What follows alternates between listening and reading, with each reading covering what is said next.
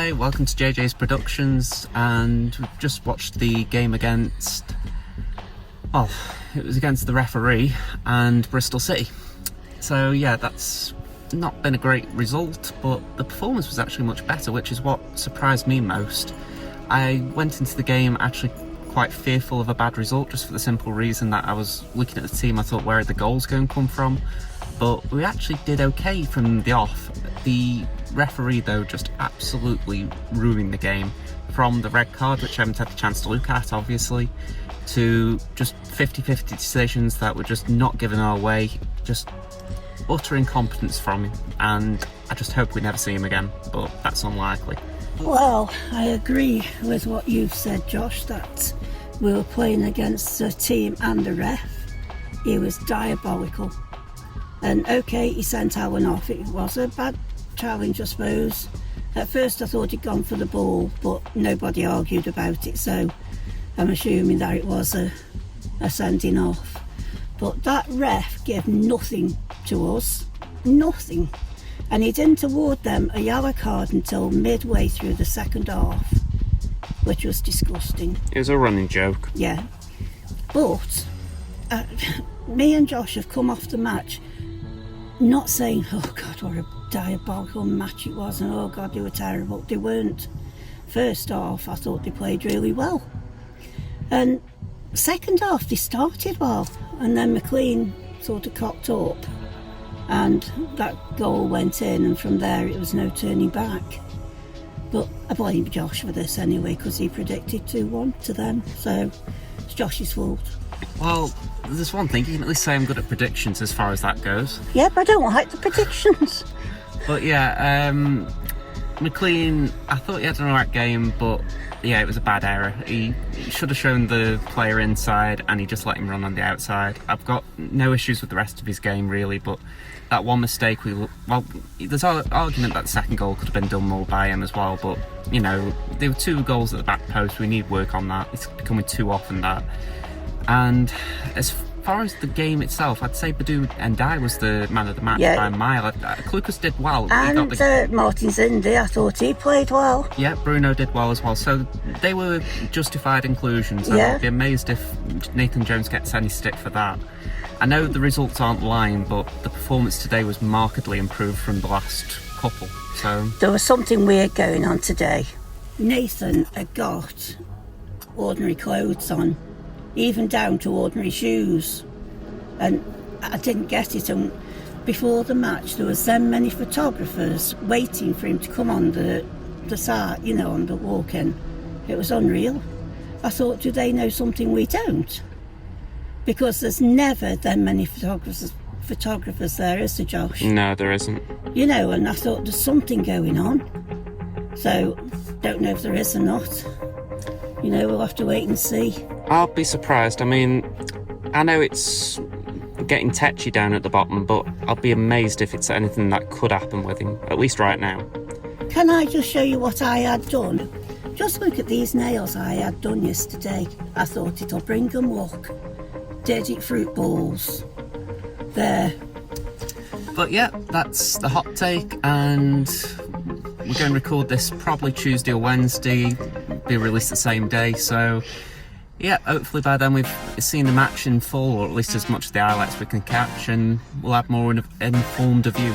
Well, I feel a bit more positive this week, don't you? A little bit.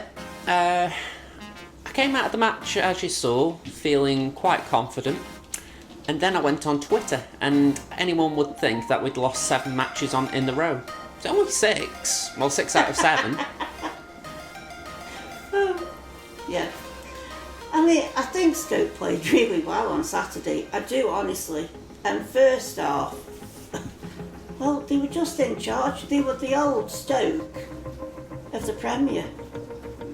Maybe not the Premier, but we certainly played well. It's the best I've seen in a while. I mean, they really were in charge. And, I mean, even their manager has admitted that we were the better team. Yeah, which I think is good at Lee Johnson. I mean, I've liked Lee Johnson for a while, so I'm really glad he came out with that. I was worried he'd come out with some macho BS like Alex Neil would, so yeah I'm quite glad about that. I mean, this is what we've been looking for all season, you know, and we got it. And they're still being criticised for it. But I think that most of the people that are criticising, and I know one person for definite who is, those who don't go to the match. And they're the ones that are criticising the most. Because this girl I know was away for the weekend, and her first comment after the match is, NJ out. No, she wasn't even listening to the match as far as I can see, because she was at a party, hen party thing. So I don't care if she knows who I'm talking about, but she just shouldn't have put it. I mean, the way I'm looking at it is, on Twitter, I don't know who goes, who doesn't, and to be honest, I've never been this elitist about it, because, in my opinion, last season was incredibly difficult for the both of us, because we weren't able to go as regularly as we'd like, so we were always taking second-hand information off other supporters on Twitter. And, you know, as well as listening to the radio, but Twitter was a big information source, and the way I always viewed it was that if someone could say to me, yeah, they played well, even though I heard the match and I thought it was bad, then I will take that, because I'll think maybe the commentators were just putting their own slant on it. So I dislike when people who haven't been to the match do come out with this I know more than season ticket holders approach, because the way I see it, we didn't do it last year, and even more so, it irritates me because it really can alter the perception of the game. I mean, both of us came out thinking, at least we haven't had to moan about the manager or the players this time. It's the ref who was a bit of a pain. You know, and maybe he wasn't as bad as far as the red card goes, but he was still bad. I mean, unfortunately, as soon as I saw Joe do that, I said to Josh, he's off. You know, and that's before I saw any replays or anything. It just looked like a sending off to me at the time. And I've watched it back 3 times now, and I do still think that, yeah, it was a red. And obviously Joe hasn't contested it, so he agrees it was a red as well. A lot of people, though, have come up with the point, though, that it's a good thing in a way, because it means that we might get Badou N'Diaye and Klukas as a 3. And to be honest, Badou was the biggest spark in that game I've seen in a long time. I don't think I've seen a player go from villain to hero in 90 minutes like he did. I mean, I know he got a booking, but the way I see it is, he was really up for that game. I mean, anyone who was looking at the pre-match and seeing, oh, he's not really got his head on the championship or any of that, Josh, he really did prove him wrong. Sorry, my head just went then. Who are you talking about? I'm sorry, folks. Who are you talking about?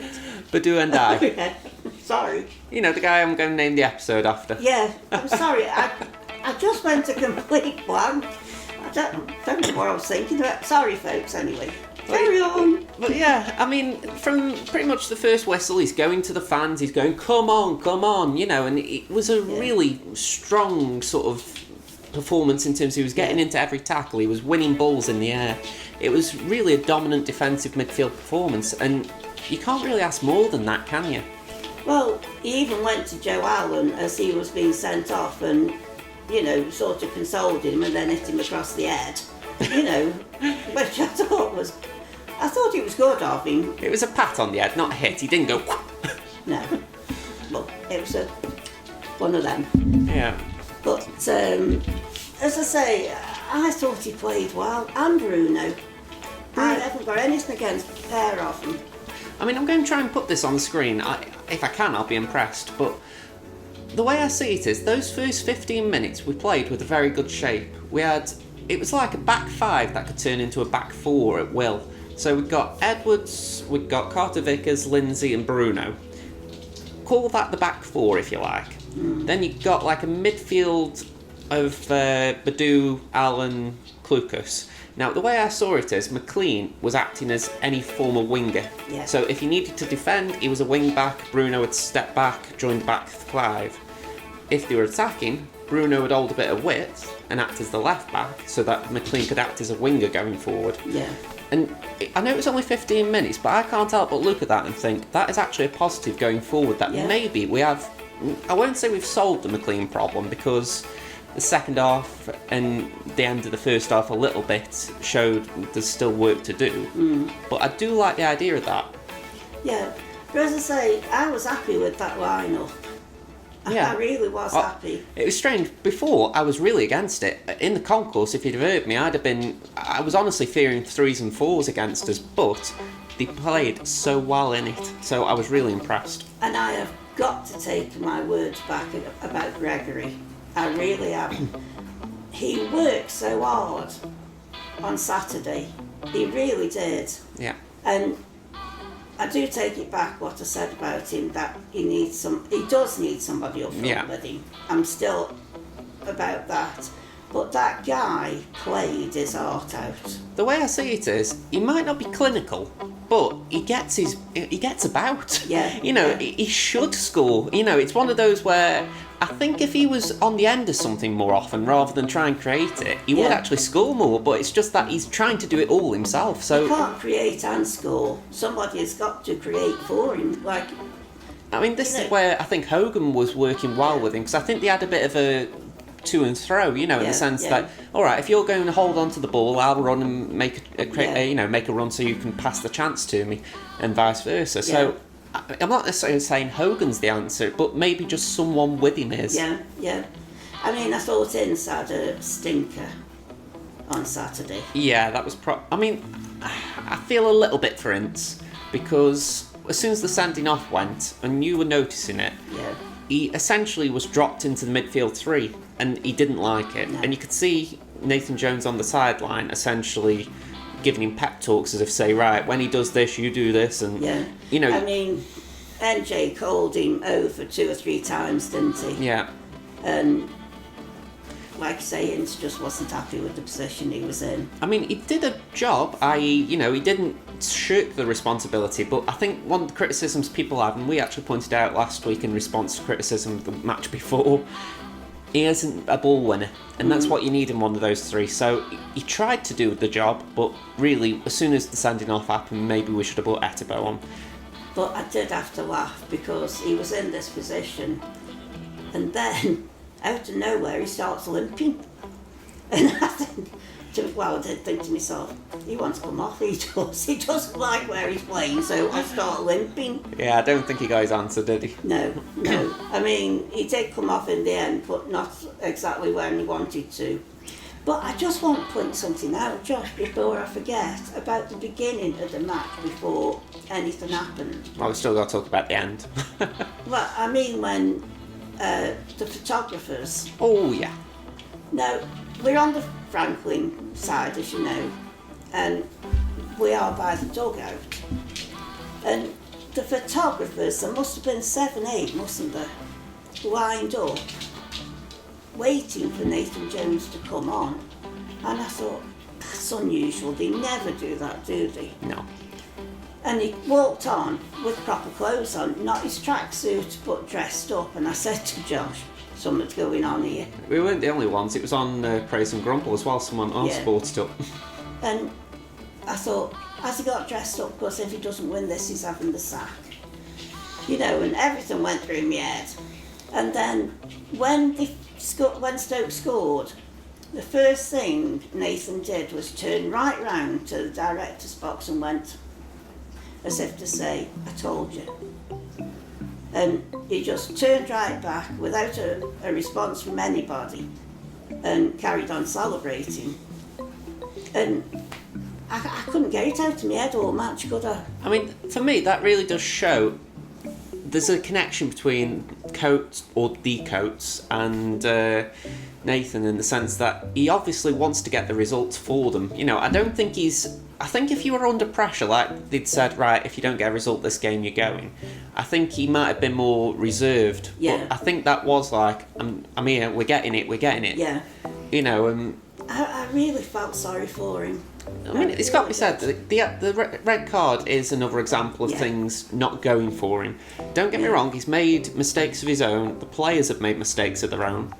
I mean, I'm looking at Jack there, unfortunately. But ultimately things haven't gone for him as well as he hasn't done things right for himself at times. Yeah, and I did feel again for Nathan with their 2 goals. Yeah, and I know where you're coming from with this, because the fact is, both goals could have been stopped at source. And I know people will say, well, he puts McLean out there, so that's his fault for deciding playing there. But it's like I'm saying, in my opinion anyway, it should be that McLean is the wing-back option, but if McLean's maybe a little further forward, which was the case for the first goal, as I recall it, McLean was just a little bit advanced, so Bruno really could have gone just a little bit wider to offer support for McLean when he was being run past by Hunt. So that's my view on it. Maybe I'm a little bit wrong, because I'm no tactician. I don't know exactly how these things work, but I'd have thought maybe Bruno could have just gone a little bit wider and basically said, right, I'll back you up on Hunt, we'll make it 2-on-1, we'll make it tricky for the ball to go in the box. But as soon as that goes in, the second issue, as everyone has pointed out, is that Carter Vickers didn't win the header, and for the second one, neither Carter Vickers or Edwards won the ball. So, but what really amazed me in all this was the after-match interview with Gregory. Yeah, go on. Where he says, well, we've been watching videos of them, and we know that they score from the far post. Well, why the heck didn't they put somebody there who could actually get it? Like Lindsay. I mean, this is the thing. I go back to the idea that I think Carter Vickers was the man on for the first goal, and I think it was just a case that he got out-jumped. You know, as soon as that ball went in the air, I think Carter Vickers misjudged the flight. He thought he could get it, he didn't realise the centre-half was behind him, and he lost the ball. But in my view, their number 9, it was him who scored. Wasn't it their number 9? Yeah, Daddy-O. Yeah. I mean, he's a tall guy, so why didn't Lindsay stand there? The thing is, Lindsay was another part of the back four, so he was marking the space just in front. So, you know, you can't just suddenly gravitate to the ball, otherwise someone else is free. Yeah, but they go for the far post.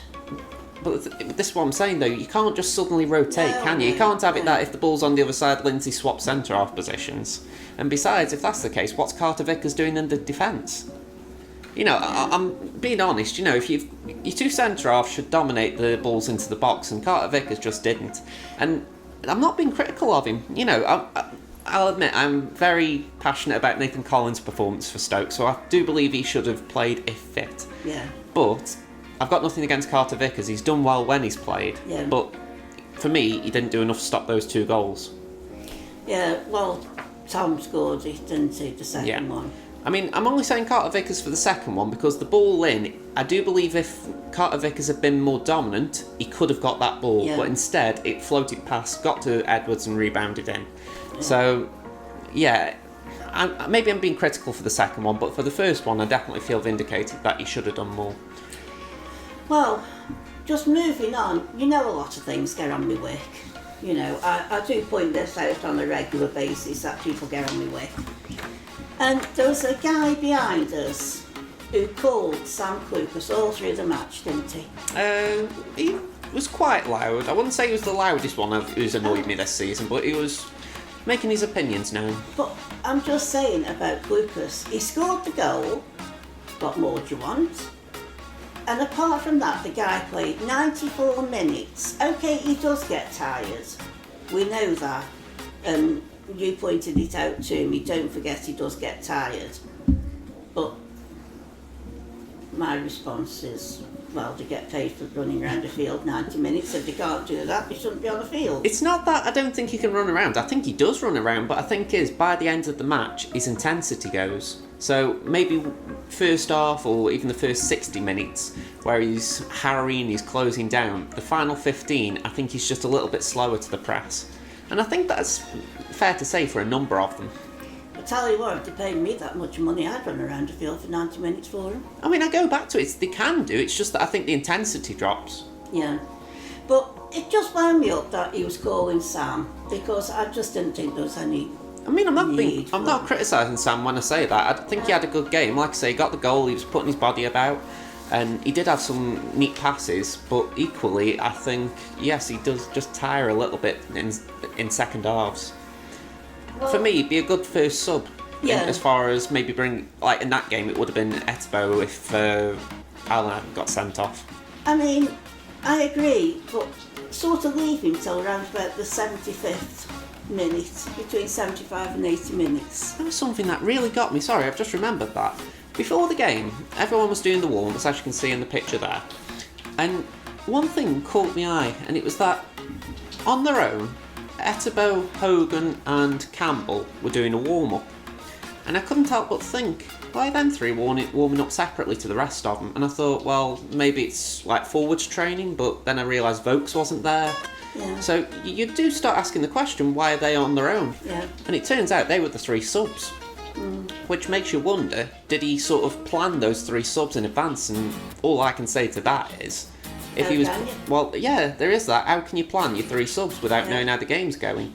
So, again, I am going to raise a red flag to Nathan there in the sense that why were they warming up separately? And if it was connected to the subs, you know, why would you prepare them like that? Yeah. I mean, I didn't like the subs bench as it was. We had three forwards on there when we started with one.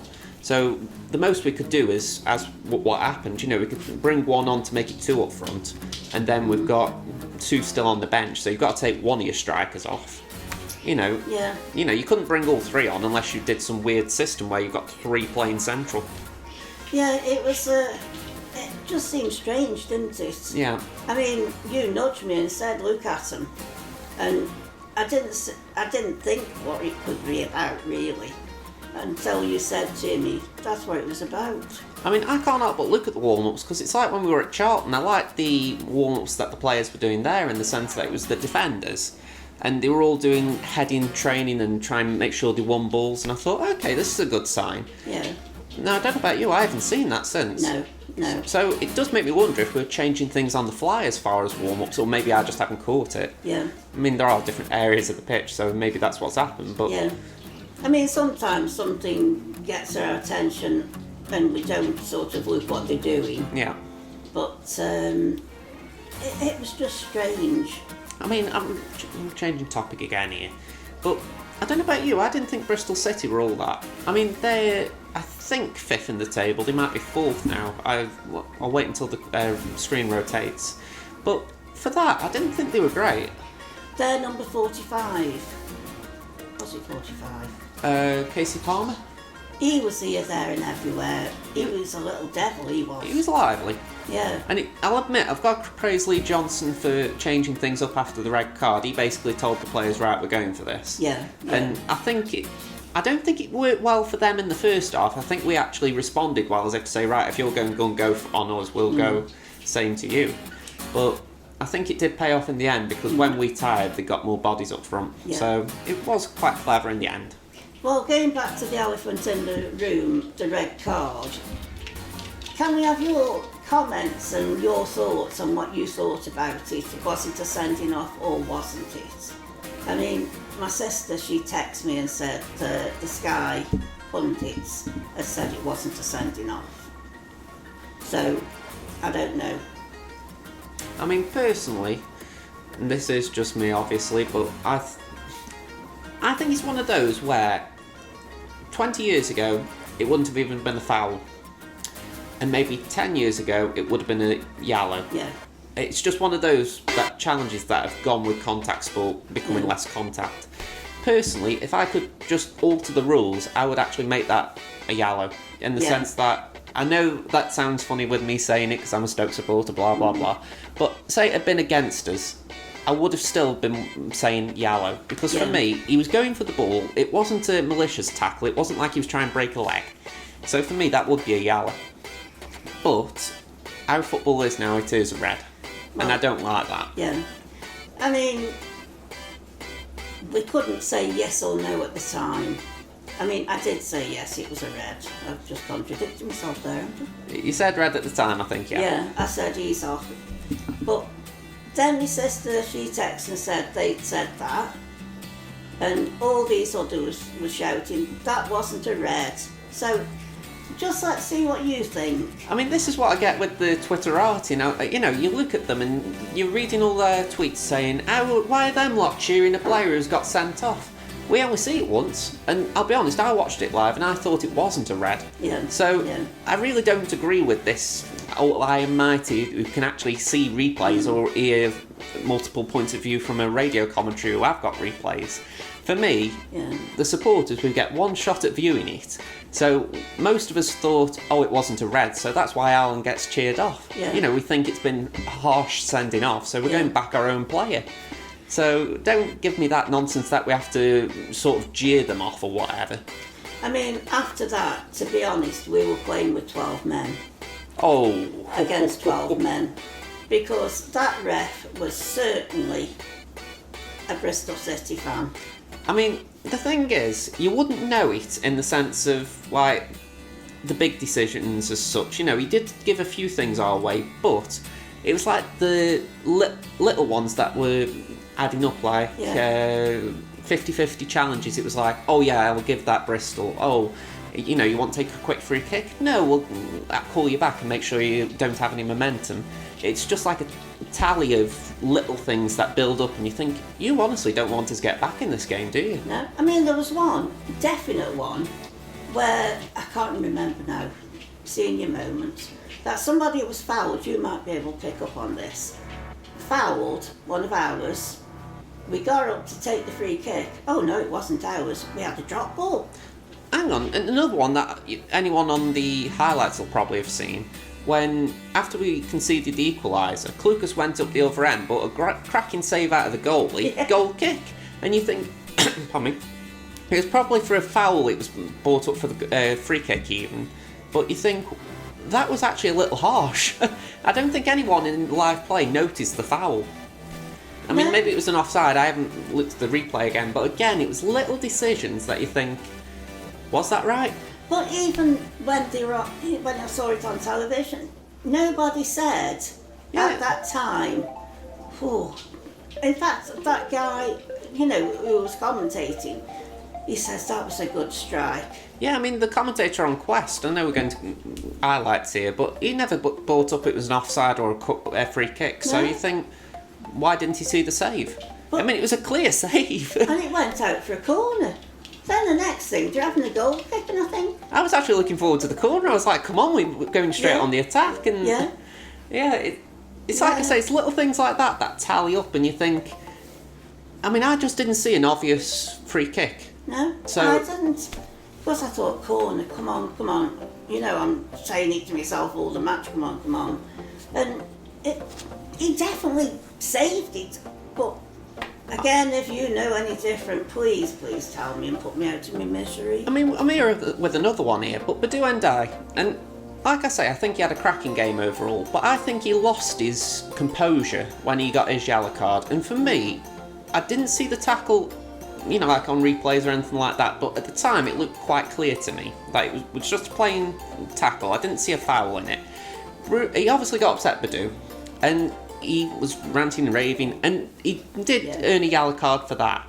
Yeah, but I can't help but think, surely that referee could manage the incident a bit better. Yeah. In the sense of, you must know that we're desperate to get a goal and an equaliser, so why are you sort of encouraging a player to mouth off? Why not just sort of give them a yellow card for the foul and say no more, otherwise you get sent off? Basically, assert your dominance on the game instead of allowing the players to react like that. I was just shouting at the time, I remember now, just move, will you? Yeah, I mean, I wish Badou would shut up, don't get me wrong on that, but equally, the ref could have handled that entire incident much better, because it was as if he was trying to be the star of the show, like, pardon me, it was as if he was trying to go, oh yes, come here, I won't book you, no, you come here, and I'm thinking, just book him and let him get on with it. It was so funny, because Badou just wouldn't move, and they kept pushing him. It took Peter Etterbo to get him over. Yeah. And he went over, and I thought, he's going to be sent off here. I thought he might get sending off for 2 hours. Yeah. Back to back. But he didn't, and luckily, I mean, I know there's an argument that that's a Stoke problem, we should have kept a discipline, but equally, I can understand Badou getting frustrated because nothing was going for us, and I think that's what he was trying to tell him. Yeah. Yeah. You know, Bruno Martins Indy had a rant and a rave at the lino and then the referee at the end. You know, I think it was just a common feeling among the team that we weren't getting the rub of the green. Well, even NJ went at the end of the match straight to the ref, and the security men pushed, well, you know, Yeah, move along. To Nathan, and I thought, he wants to ask him a question, but they wouldn't, and he was escorted off, the referee was, with bodyguards. I mean, for me, that's a sign of a bad referee. I know that it was a hostile atmosphere at the end, but I can only put that down to the fact that, as supporters, it didn't feel like a fair contest. Yeah. I mean, I try and consider myself as a fair person when it comes to referees. I mean, Yeah. at the match, you'll be shouting for something, and I'll go, I didn't think that was a foul. You know, Yeah. I'll be honest. If I see something, I think, yeah, the ref's given us one, I'll call it. Equally, if I think it's the other way around, I'll raise my gob as loud as I can get it to try and get the lino's attention. Yeah. So I do try and play it fair. I don't just shout for the sake of shouting. You know, I don't see a foul for us and go, that was nothing. You know, I will keep my mouth shut if I see something like that. So it's like I say, I get irritated when things don't go away, because I'm like, we are trying our best to get out of this situation, and when you're getting resistance like that, it doesn't help. No. I mean, I can honestly say I never blame referees. Never. I think they're doing a job, they've got to do it, and end the story. But Saturday was just a different kettle of fish altogether. It was disgusting. So, but anyway, shall we move on to Brentford? Yes, now you might be able to tell me more about them than I actually know, because I've actually lost a bit of information. I haven't done my research. I know, slap on the hand. And I don't know who replaced Neil Maupay up front, so any clues who the top scorer is? No. No. Alright, we both haven't done a research. No, I did try, and I couldn't find it anywhere. No. No. Okay, I'll let you off. I'll admit, I think that I'm sure you can find it somewhere, but Oh, I'll I help you find it. somewhere, but I was on a flow with me typing, and I thought, go on, I'll just go. Excuses. Yeah. Anyway, Brentford, they're currently 18th with 7 points. They've won 2, drawn 1, and lost 4. Last season, we lost 3-1 to them at Brentford and drew 1-1 at home. Nathan Jones's first game, that, the 3-1. So if anybody's listening up there, Mum, kick the bow, will you, out of the goal. Okay, I'm telling you, please. I've been saying, if there was anything like that, Gordy should have been wishing us some luck by now. Yeah. I'm not being funny, he was around during the decline. You'd have thought he'd have said, right, I'll put a word in. Well, it's the devil when I've got to look up to the gods for help. My goodness. Well, we've got our tickets to Brentford. Another long journey for Mother. Yeah, I'll hold my hands up, that's my doing.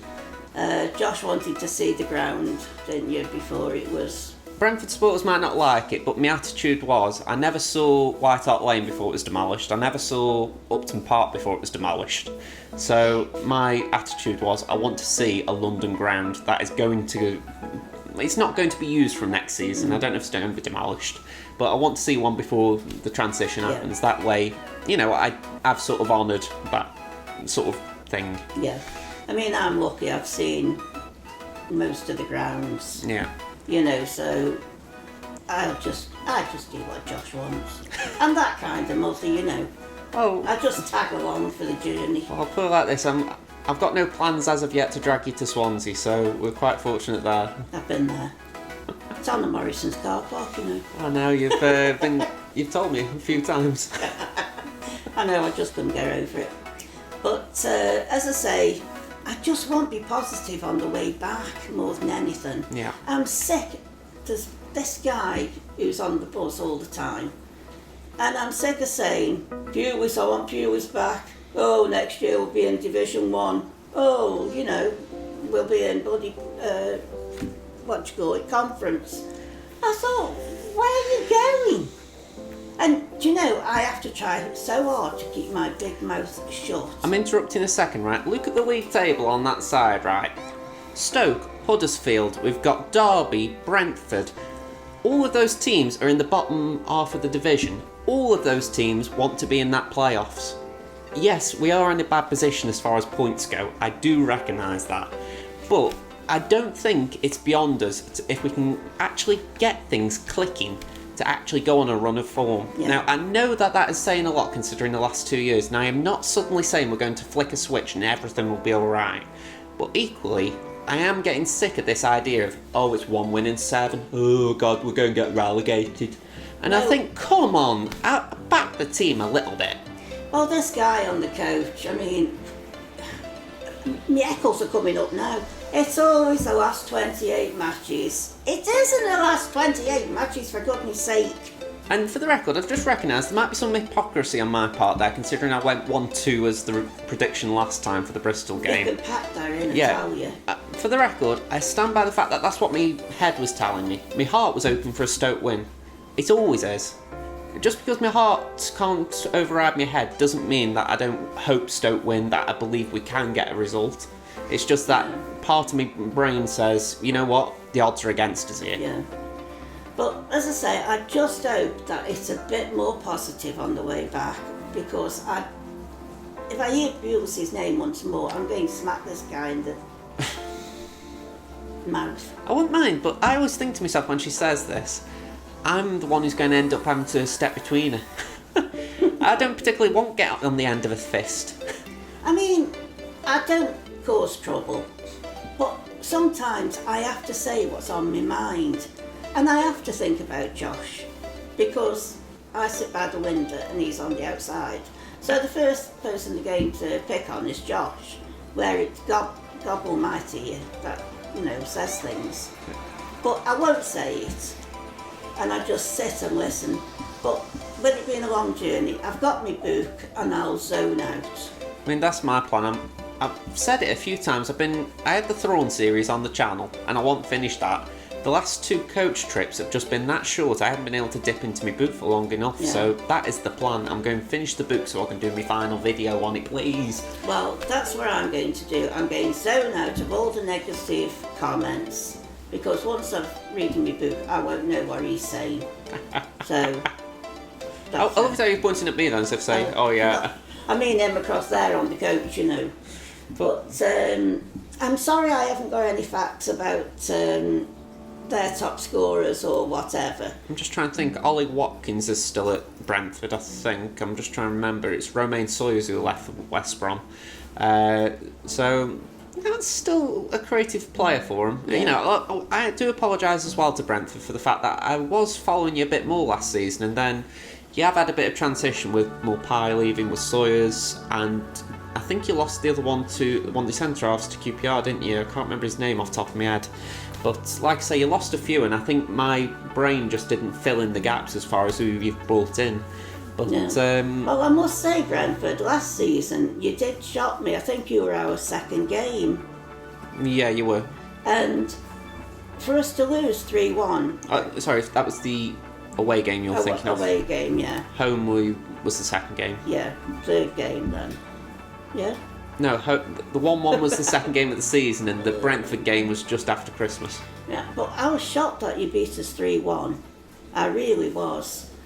But, good luck on you. It was a good result last season. I'm just hoping that you don't do it again. It's easy to say it now, but I had hope back then for a new manager bounce. We never got it. We got the Leeds game, and then that was the only bounce we got.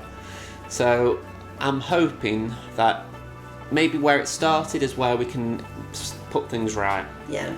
But I'm wary of false dawns. We've had too many of them. We called for some the shop on Saturday after the match, and this guy out of nowhere come behind us in the queue and said, I don't know why they got rid of Rowett. And there's a bit of me that still thinks that. I think we were hasty getting rid of him in the sense, I know he shot his gob off, but I think if he hadn't have done that, if the crowd had shown more patience, that sort of led him to doing that. Yeah. I do think we would have done a bit better than we have, just because I think Jones has had to transition things to how he wants. Yeah. But I just hope we have a turnaround now. I keep saying this.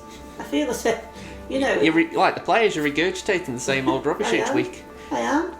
Anyone want to predict who's going to be the one to be in the paper next week saying we've got to do better? I mean, I think we've had the paper today and it's Bruno Martins India who's doing it, and we had Vokes last week, we had Bart, Yeah. Stop doing it. Do not do it. I really wish the players would go into media lockdown. They'd say, sorry, can't talk to you, Gaffer said no. Yeah. I mean, you don't see anybody else doing it, do you? Well, I don't. Is anyone in as bad a shape as we are right now? No. Look, we're just holding everybody up at the moment. Someone's got to. That's what we're doing. But gradually, we're going to have to let that fall and let somebody else take over. So... I mean, going back to your story about the guy in the co-op, I remember I said to him, if we go down to League One, it'll be a bunch of stadiums I've never seen, and I know that isn't what we want. It's the furthest thing from what we want, but I'll be honest, even if we are in League One, League Two, wherever, I'll still be supporting them. So it's just one of those things where relegation doesn't bother me like that. I'll be disappointed, of course, but it's not like, I can't go now, can I? I think that's how some people view it, and it's a load of tosh. Well, I have said if they went to the conference, I'd still go and watch them.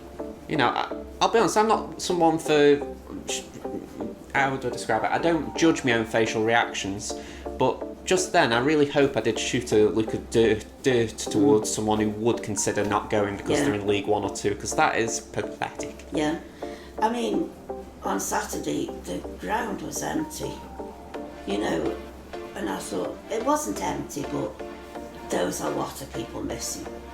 All in the family stand. Yeah. And... Well, you can see, it's not as bad as it is in that screenshot there, but, it didn't fill up that great until, say, the last 2-3 minutes before kick-off, did it? But anyway, prediction time, dear. Prediction time. You've seen mine. I'm going to go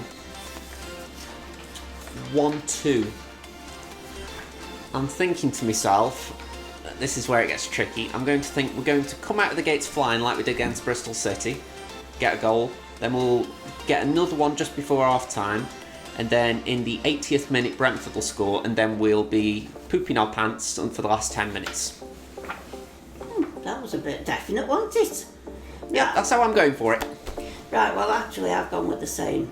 Oh, have you? 1-2, yeah. Hey, I didn't look. Yeah, 1-2.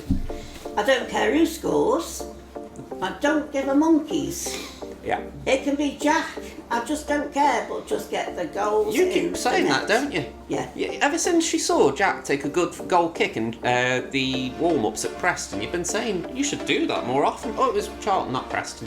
I tell you what, their goalie on Saturday, he was nearly on the halfway line, wasn't he? I will admit, if he could have got the ball from, quick, and then just kicked it, I swear he could have lobbed it over him. Because I was saying, come on, Jack, quick, kick it. He was on just near to the halfway line, wasn't he? Yeah. The goalie. And I thought Jack could just kick down and go in that goal. But he didn't. Yeah.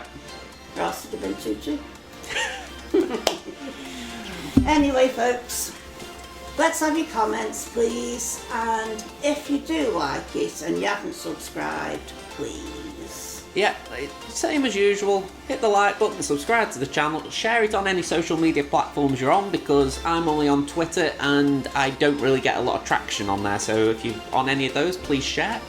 And yeah. I'm on everything. Okay, so if you haven't already, I'm putting cards somewhere around here, so click on one of them if you want to see something. I think one of them's a subscribe and one of them's a playlist. Anyway, click on one of them, and yeah, see you folks. See ya. Bye for now. Bye.